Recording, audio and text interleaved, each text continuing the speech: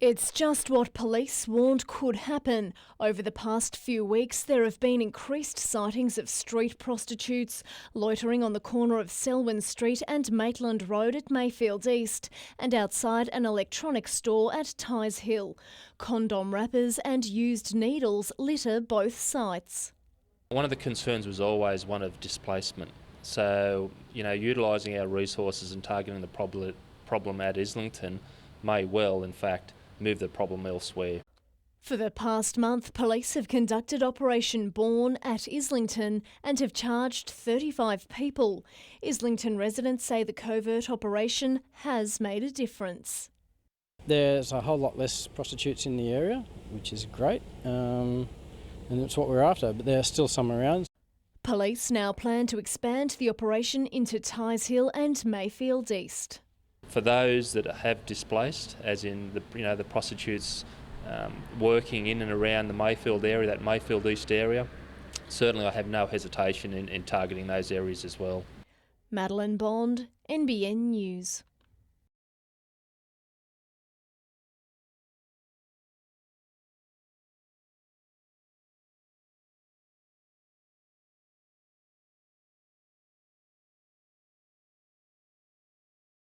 We've had the stage for 48 years and you're killing us.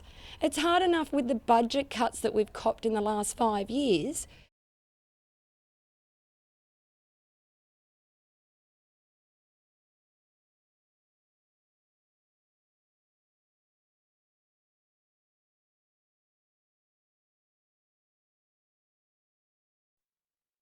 Multimillionaire Nathan Tinkler has a long list of titles to his name, but the one-time electrician is yet to become a football club owner, but remains on the list of possibilities to buy the Knights.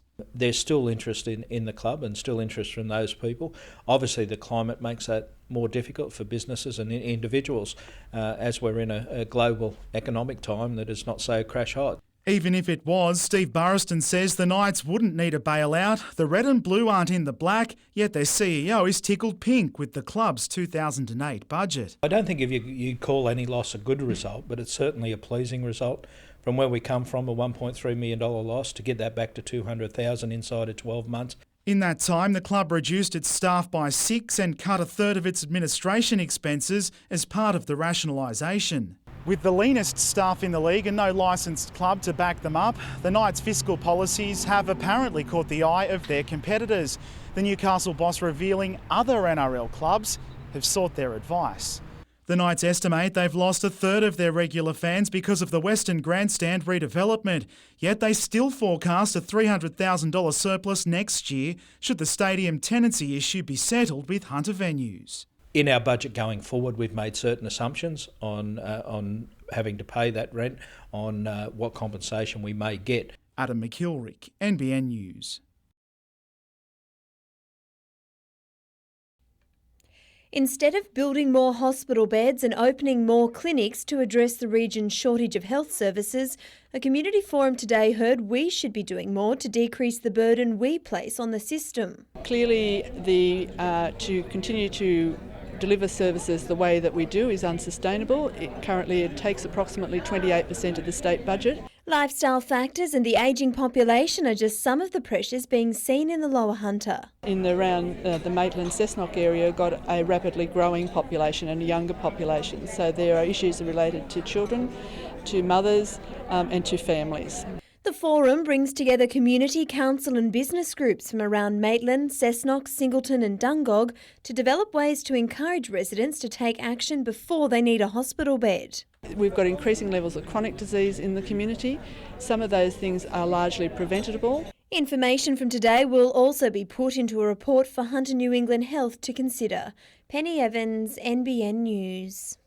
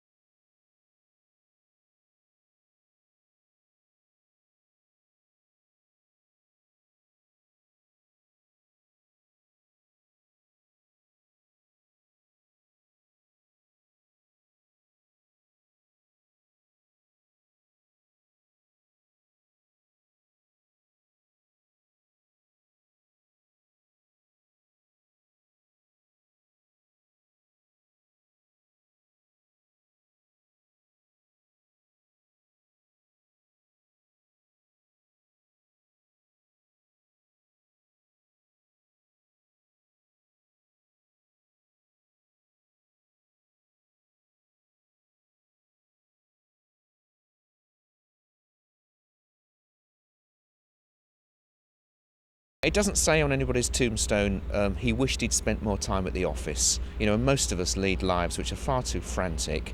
And I think that busyness of life often leads to short-termism, bad decisions. We don't have our priorities sorted.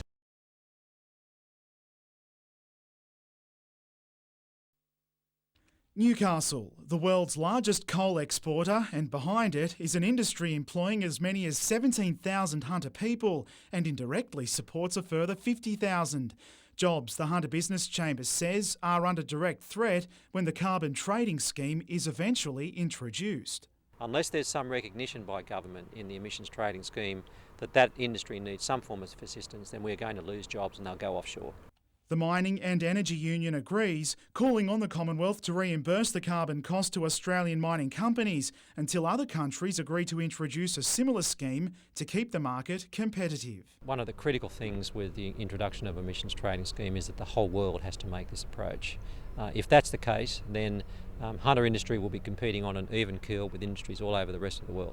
Climate Action Group Rising Tide is bitterly disappointed with the delay, saying by not taking action will hurt the mining-dependent Hunter region in the future. That makes it even more important for us to spearhead the kinds of industry innovations that will take us away from heavily polluting industries.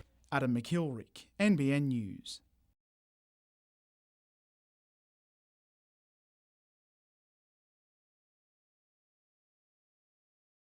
I thought, what's a better way to do Relay for Life? That's a bit more fun, and I love motorbikes, so I thought I'll turn it into a motorbike Relay for Life.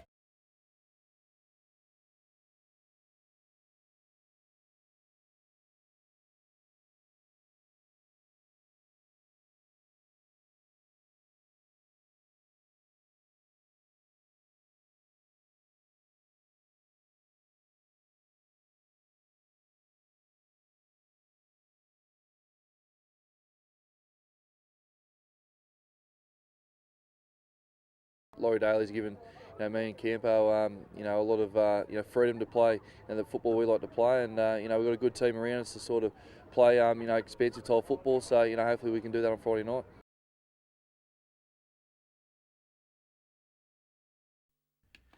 With a Korean coaching the Chinese team, Beijing required 2 translators to get their point across today, but the message was clear.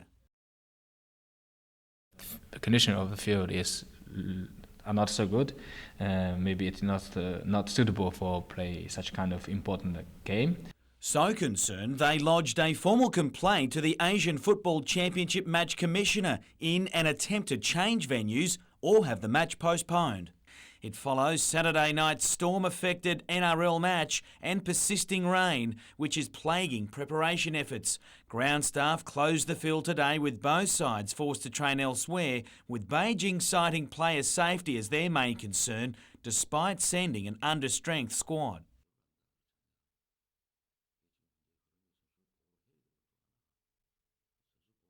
Jets coach Gary Van Egmond has been critical of the playing surface at Energy Australia Stadium in the past, but concedes little will change between now and kick-off other than his final lineup. We'd rather be playing on a really flat surface, but that's not the case, and you have to adjust to certain conditions. Beaten 2-0 in their very first ACL match against Beijing, tomorrow night's game could decide Newcastle's fate in qualifying for the next stage of the Champions League. I don't think they'll actually take the game to us. I think we'll be more so for us to take the game to them.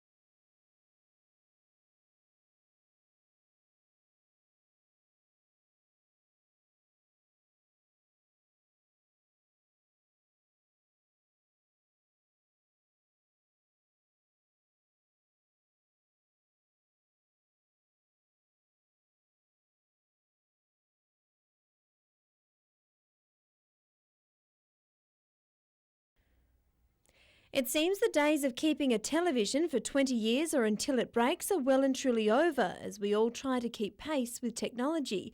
Unfortunately, that means more and more superseded models are ending up in curbside collections and eventually landfill. In a bid to reduce the amount of appliances stockpiling in local tips, Hunter Resource Recovery is organising a number of electrical waste collections over the next 12 months. And that can be reused, will be resold through charity outlets, through op shops, and those that can't be will then be recycled. Aside from taking up space, some goods include harmful chemicals. A normal computer will have up to 2 kilos of lead contained within that computer, which can cause a lot of serious adverse effects, as well as mercury. Mercury is a big environmental disaster. 4 collections will be held in Lake Macquarie, Maitland and Cessnock Council areas over the next year, with one also planned for Port Stephens. Penny Evans, NBN News.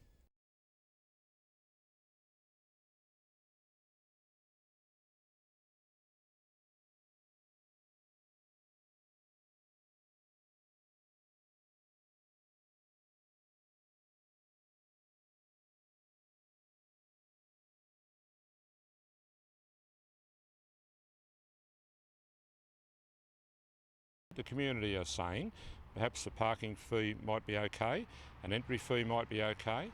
I'd like to see a facility there which council get some return on in the form of rent, so that there's a good coffee shop, somewhere to get a decent sandwich, and that would generate income to council and mitigate the losses that are going on.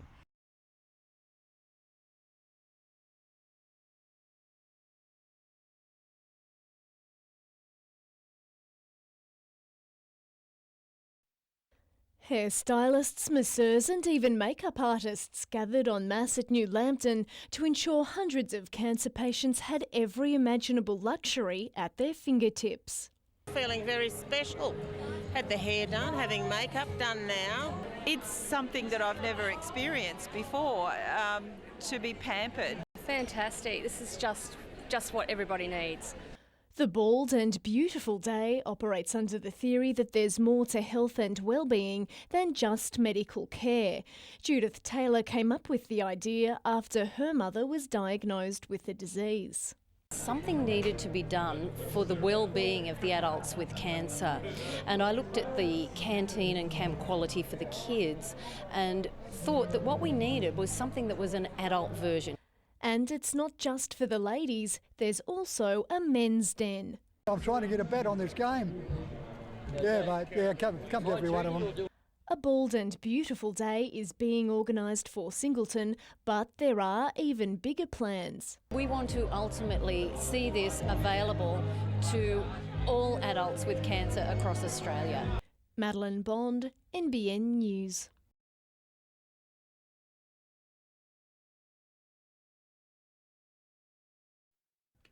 If the kids think it's good now, wait till it's finished. The federal government is throwing $3.1 million at the park. When finished, it'll be Australia's largest all-abilities playground. It's going to mean work for local tradespeople, local small business and local contractors. So it's a win-win for the Rudd government and a win-win for the Lake Macquarie community. Thanks to the Variety Club, the park already has facilities for kids who'd normally find it difficult to do something as simple as play on a swing. Now there'll be a whole lot more. A bike and wheelchair training circuit, slides, climbing walls and a flying fox. There'll also be creative spaces including water play and sculpture mazes. In short, it's an outdoor kid magnet for the lake's premier recreational area. Everybody who comes into the space, no matter what their ability and their needs, can get an experience here that will challenge them. To see what it is today and what it will be in the future with this extra funding, it's about children, and we couldn't be happier. Work will begin within 6 months and should be finished in late 2010.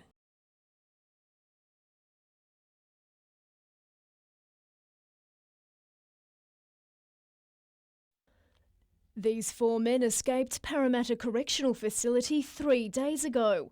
Late yesterday, one of them, Isaac Haynes, was caught after leading police on a chase through Redfern. John Harris, Ricky Kinsella and Jay Williams remain on the loose, and now police suspect they were involved in an armed robbery at the Broadmeadow McDonald's last night.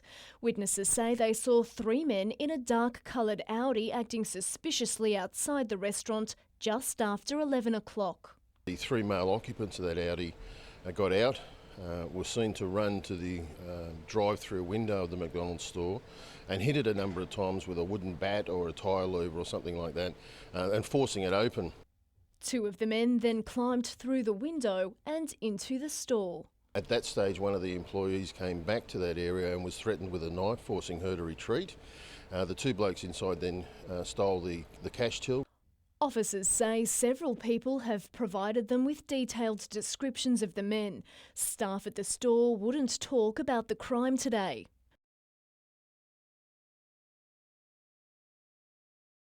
The hunt for the men continues. Madeline Bond, NBN News.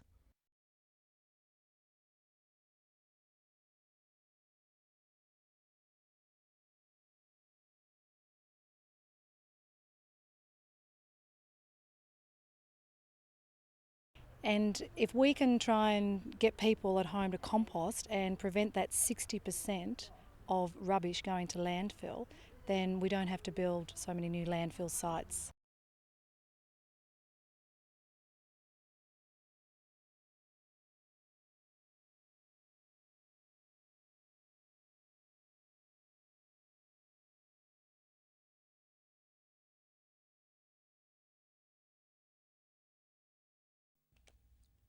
Referees, Champions League officials and Beijing representatives inspected the ground this morning before the surface was given the thumbs up.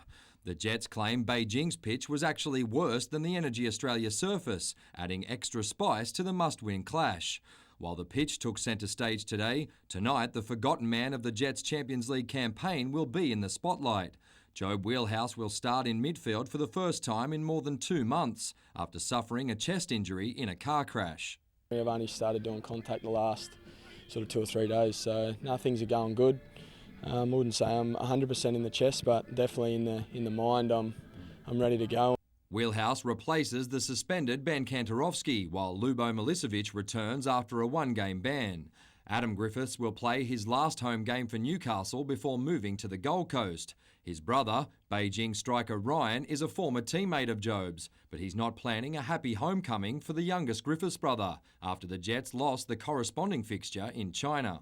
We were a bit blind going into that first game, but I think everyone's definitely learnt from that, and we're a different team.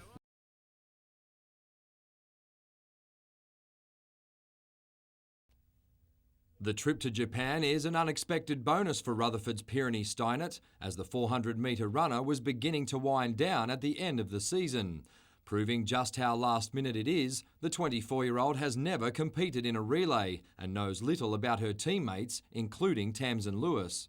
I guess when we get there, we will hopefully have some time to meet each other and pass the relay baton around, because none of that's been done, so it's going to be a bit odd, but that's okay. The added bonus could be a place at the World Championships in Germany. And if we qualify, great. If we don't, then it's a pity, but great experience.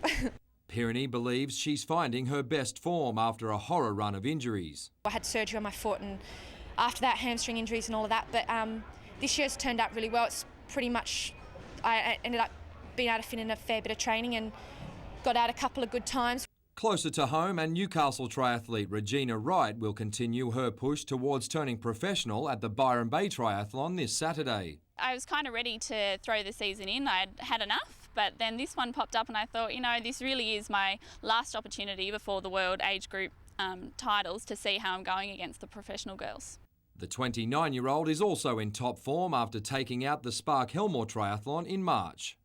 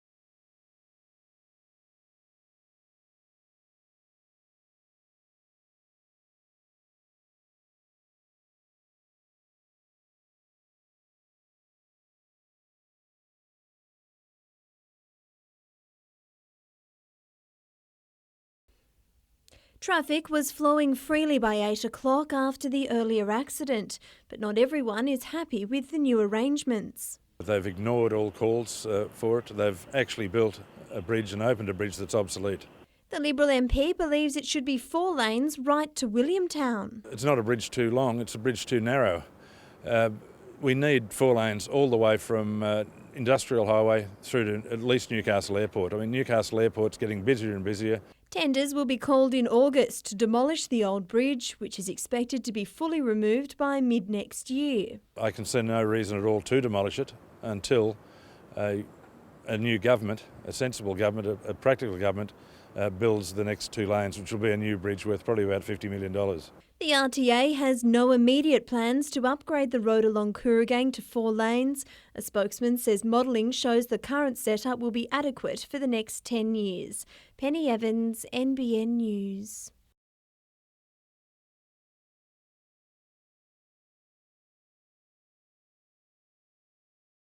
This building in Elford Street could soon become a brothel. The proposal, lodged by Christine Stevens, has outraged nearby business owners. If a brothel is set up in this area, all it's going to do is create more problems.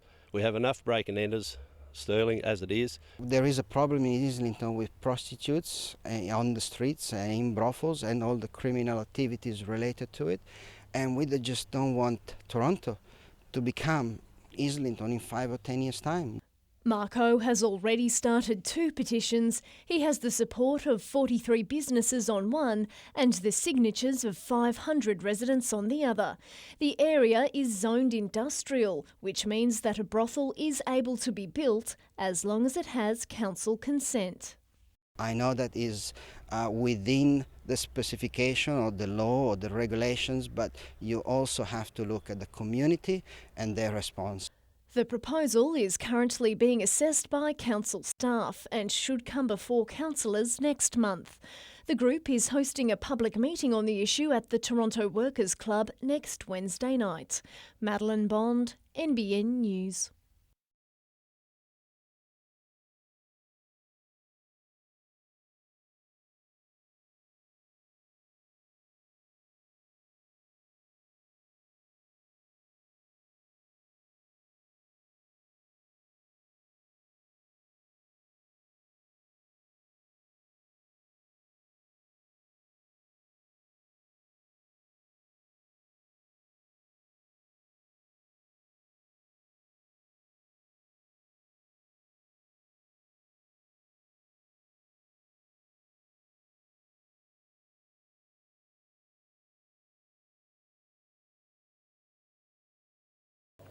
Craft brewing is a hands-on love for Murray Howe. After outgrowing its Taylor's Arm factory, the brewery has been brought piece by piece to Bob's Farm, the location picked because of the easy access to Sydney and the potential exposure to tourists. We see the Hunter as being a terrific growth area for us. It's a great beer town and we're looking forward to being here for many years to come. At the moment, the brewery is capable of producing up to 2,000 cases a week, but production is expected to double over the next 12 months. With export markets already established in Singapore and Japan, the label is looking further afield. The Japanese especially know about beer, and I see Asia as being somewhere where, together with the US, it'll be something that we expand into in the future. The brewery is keen to establish itself as a true local. It's riding the wave of another tourist icon, brewing a beer just for the Port Stephens market. We would never have moved to the Hunter unless we thought we could make a difference to the Hunter and Hunter tourism. And I think, as the years go by, let's face it, there's no better place than the Hunter. Penny Evans, NBN News.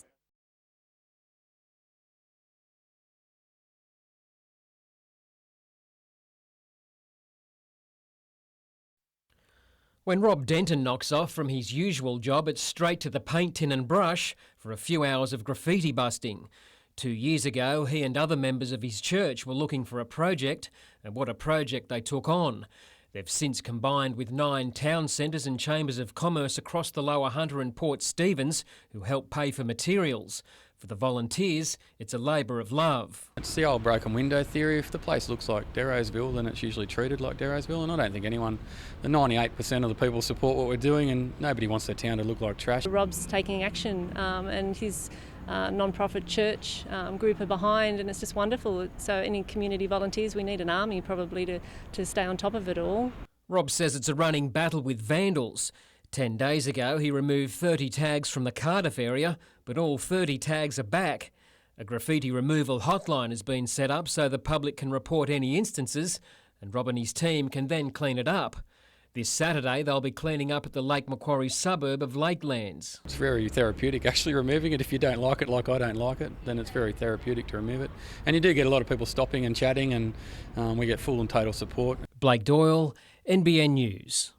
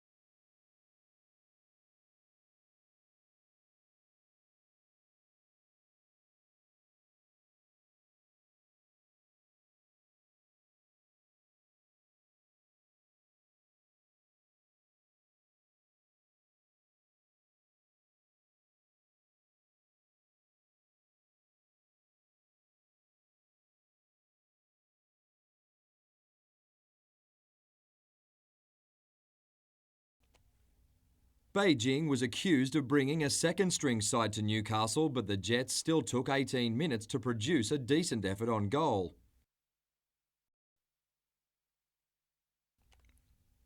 Jason Hoffman was finding plenty of space, but his final touch wasn't enough to trouble the Beijing keeper. Former Jets favourite Joel Griffiths was keeping quiet about where his loyalties lie. Hoffman was left wishing he had Joel's golden touch. After the break, the visitors began to find their feet as Topor Stanley lost his. The Jets continued to frustrate the home fans, failing to convert after some solid lead-up work. Then a former Newcastle striker made them pay, Ryan Griffiths adding a touch of class. The Jets' Champions League dream was slipping away fast until Tarek Elrich combined with Sasho Petrovski in the 88th minute. Deep into stoppage time, the fairy tale comeback was complete, thanks to late substitute Sean Rooney.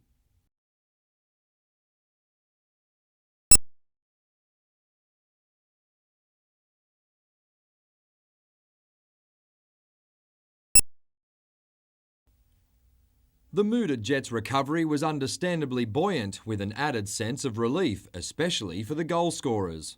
I wanted to score. I told my friends and family at home if I get on, I'll score, and I did. So pretty happy with that. Sasho Petrovski got the monkey off his back following that penalty against Nagoya. That's what I wanted to do, get back out there as quick as possible and make up for it. So, that's in the past now, and we're in a good position now to look ahead. The coach was encouraged by the performance of Jason Hoffman despite his frustration in front of goal. Expect to see more of Lubo Milicevic going forward too, after he caused headaches for Beijing's defence last night. A yellow card to Adam Griffiths means he's unavailable for the clash with Ulsan. If the Jets advance to the knockout stage, Griffiths would be eligible for one last game before moving to the Gold Coast. We don't want to get too far ahead of ourselves, but we'll wait and see what happens. He's obviously got some commitments with Gold Coast coming up, and the competition starts the first week in August. As for his brothers Joel and Ryan, they've both expressed a desire to return to Newcastle. A decision on their futures is expected later in the year. And last night was extra special for the Belmont Under-13A's football side. They won the chance to meet the players and escort them onto the field.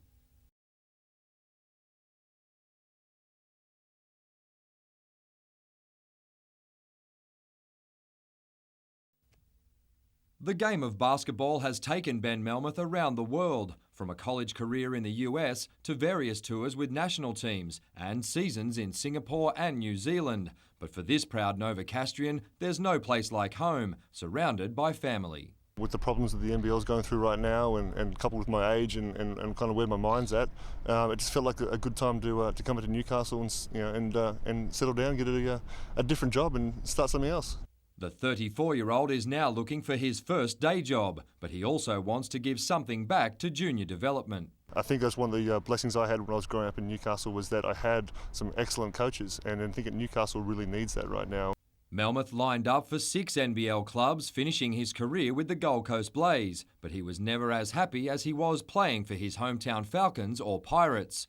Winning a national title with Sydney was a highlight, but representing his country provided great motivation. I think the biggest highlight of my career would have been winning the gold medal for Australia down in Melbourne for the Under-23 World Championships. That was incredibly special.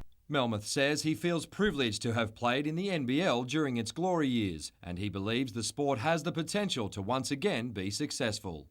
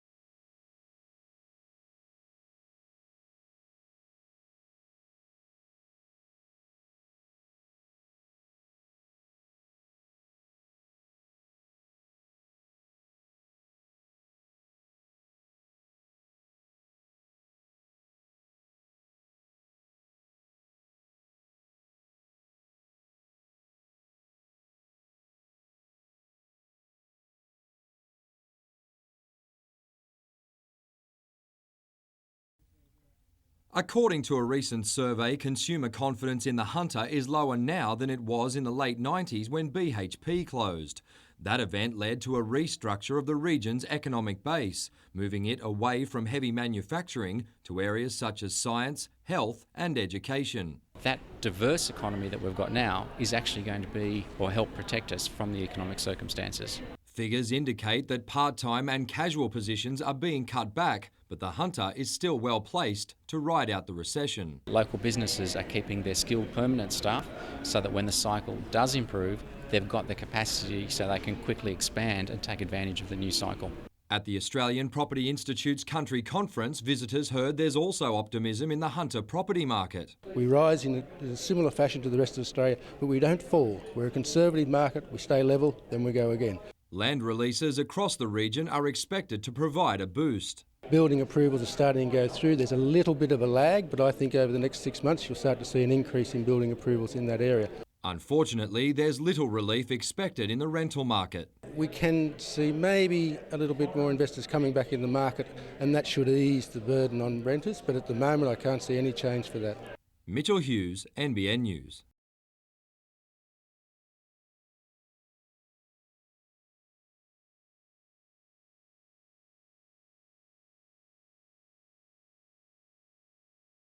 To our newest probationary constables, you are no longer recruits, you are now constables in the New South Wales Police Force.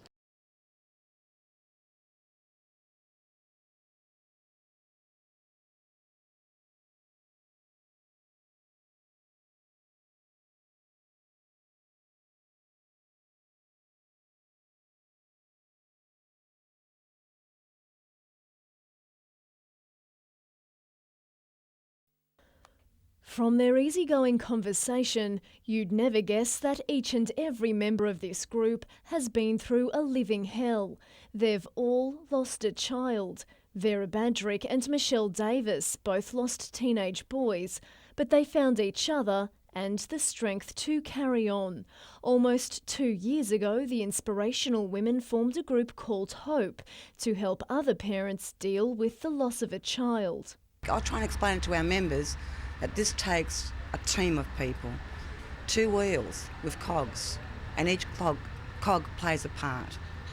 And without the cogs, the wheels wouldn't turn as well.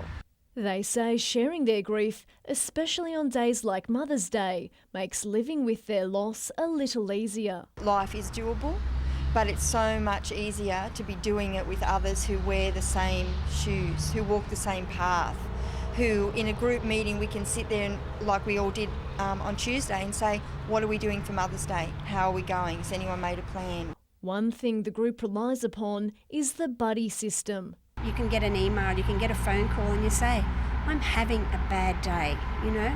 You're not frightened to say it.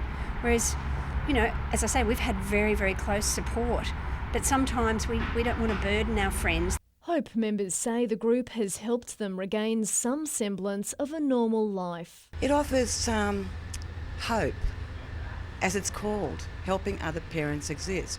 Madeline Bond, NBN News.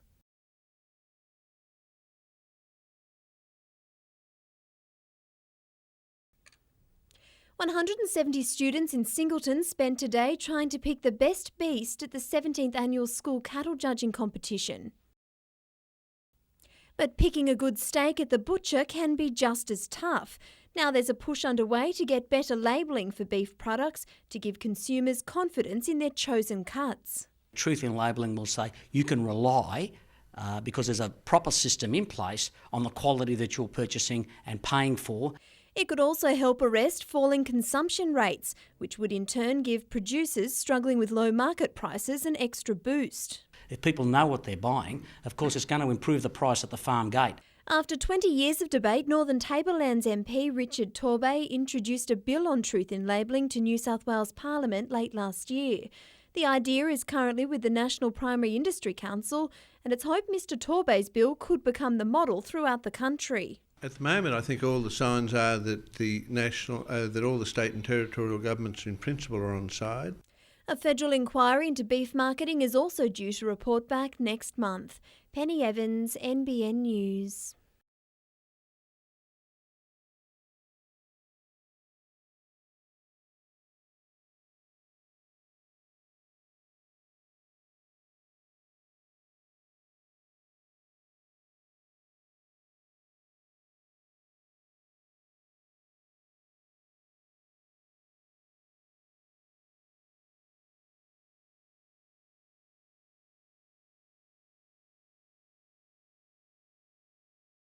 There is always a way that they can get around these things, of course, but we're hoping that common sense does prevail.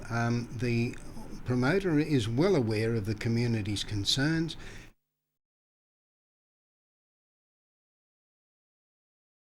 Roma Erskine might not know all the moves to the Macarena, but she knows how beneficial her weekly workouts are for her health.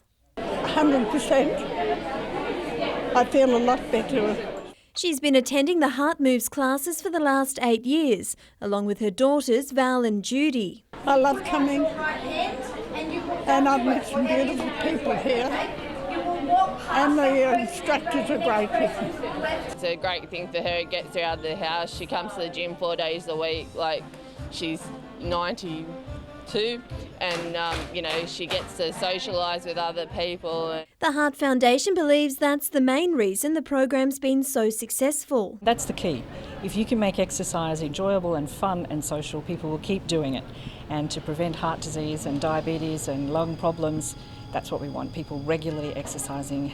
Not having done a gym class, I needed to step in at a slow level where I could learn steps, do exercise at a slower pace and learn to do things correctly.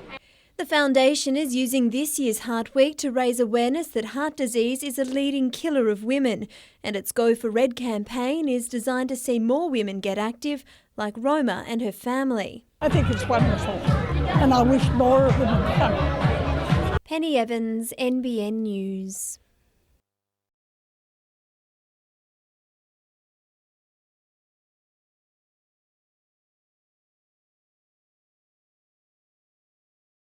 We got Laurie Daly and Blocker Roach here, and they were all guys that I sort of idolised when I first came to Australia, and yeah, so it has been quite surreal.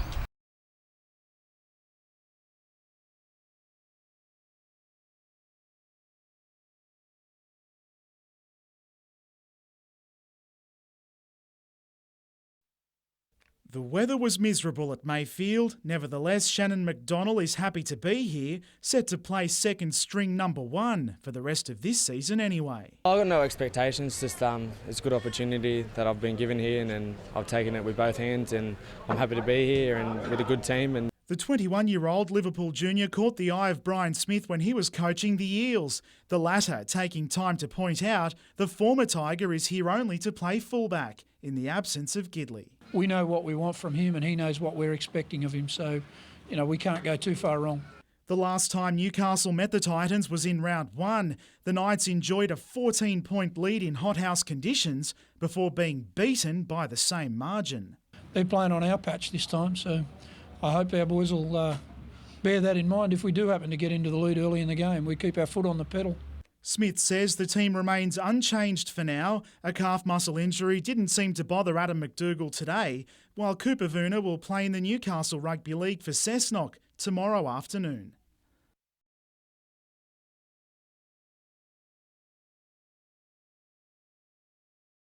These riders really do know the nature of the beast, but for Brendan Clark, being injured right now is especially hard to take, 3 weeks out from the rodeo, named in his honour. It'd be, hugely disappointing and for him because, it's everyone's dream, to ride at the top level in front of your hometown, and doesn't get much closer than that for him here.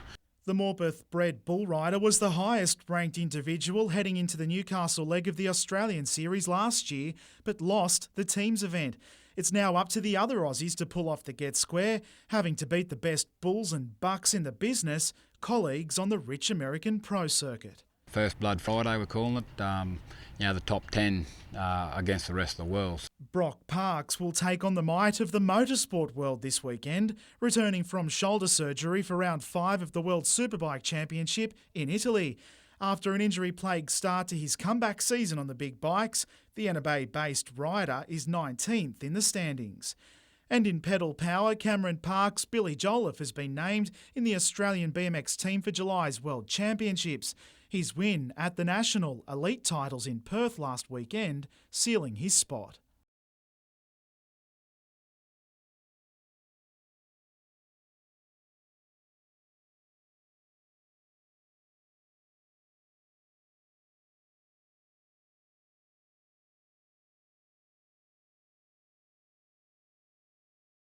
There's a lot of specialised jobs now within that industry. We've got performance coordinators, weight coaches, wrestle coaches and all those sorts of things.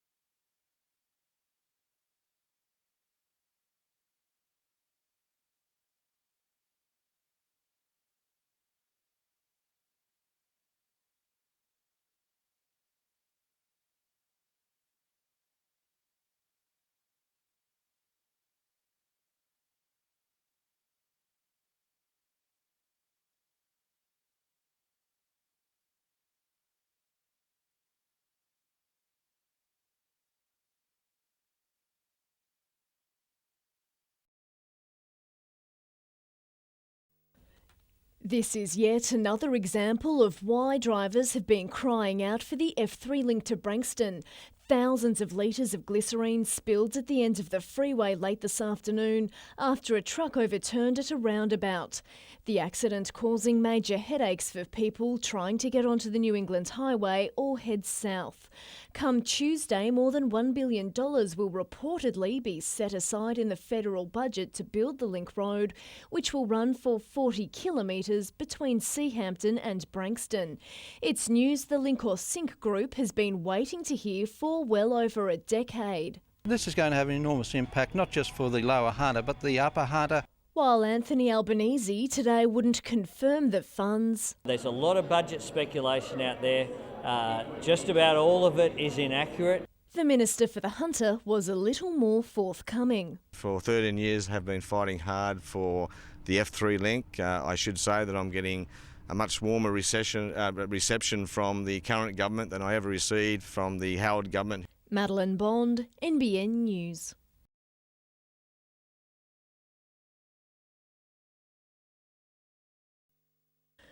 The three $8 billion air warfare destroyers will be assembled almost like a Lego kit. Different sections or blocks will be built at various sites across Australia before being put together in Adelaide. Forjax in Newcastle today won a contract to build 30 modules. So they're essentially large sections of the ship that are made of steel and have many components internal to those blocks, weighing in the order of 200 to 250 tonnes each. The contract will see 200 new jobs created in the region and ultimately inject a predicted $200 million into our economy. This is a great win for the company and a great win for the region. And that's not the only benefit. That makes Newcastle well placed beyond this contract to secure or be competitive in securing many of the naval contracts which come further down the track.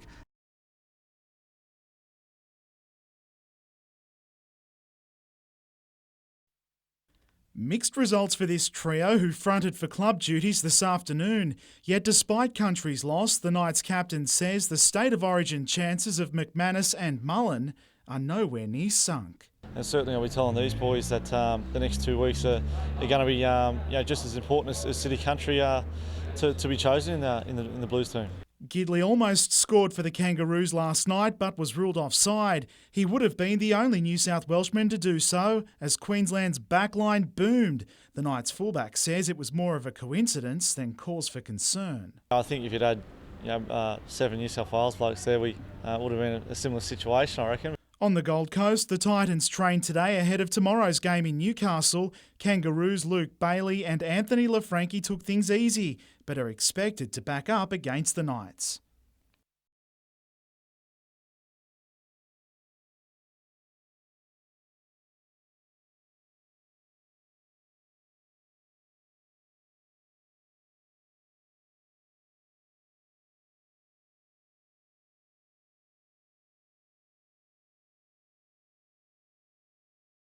This is the place where I started my professional career in boxing, was in Newcastle.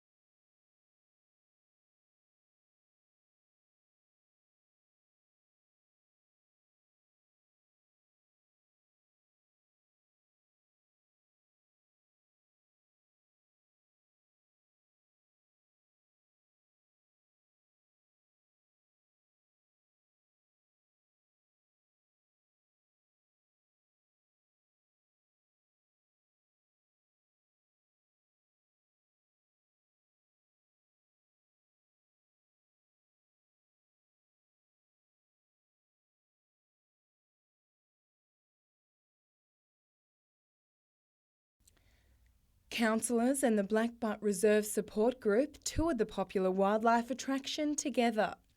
Both groups agree admission to the reserve should remain free, while the support group and Lord Mayor would like to see a multi-purpose centre built, where souvenirs and refreshments can be bought. It would also contain function rooms that could be hired out for a fee. There is an old plan that's part of an old master plan which provides for such a building, and we've had an appraisal of that this morning, and I think councillors will be keen to investigate that. The Lord Mayor last week knocked back the idea of selling off land around the site to raise funds, as council looks to reel in a $12.7 million deficit. The residents around the area, I think, are very concerned about any possibility of subdivision on the fringe. I don't believe we should even be thinking about that. The Reserve Support Group says council needs to consider every option to keep the reserve open. We also talked about the possible sale of some sort of property, council property, to fund this development, and I think we believe that's the way to go. What they sell will depend largely on what's available to sell. Bridget Wild, NBN News.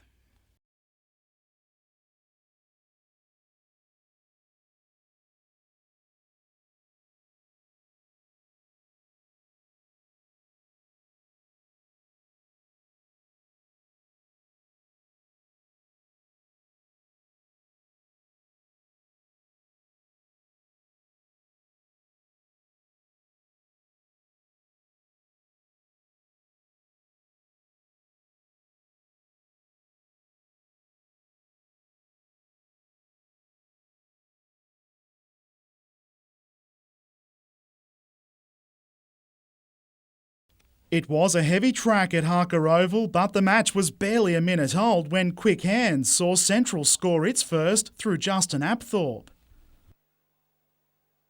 A clean break by captain Brett Eccleston gave the Butcher Boys ground. It led to Apthorpe's second, albeit sloppy. West went wide too as Michael Fortier kept the hosts in the hunt. Nathan Curry kept Central's momentum going in the second, while West found some of its own.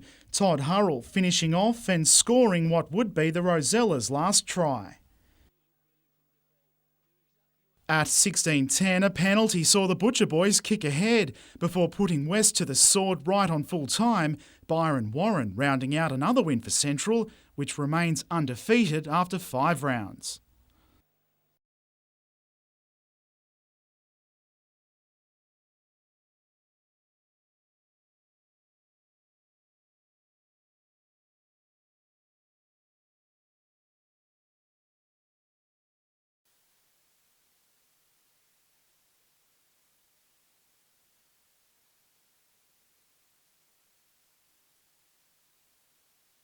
It's pretty much happening until it's officially said. You can't get like really excited and say I'm going, but it's pretty much set where it will be Berlin World Championships in August over in Germany.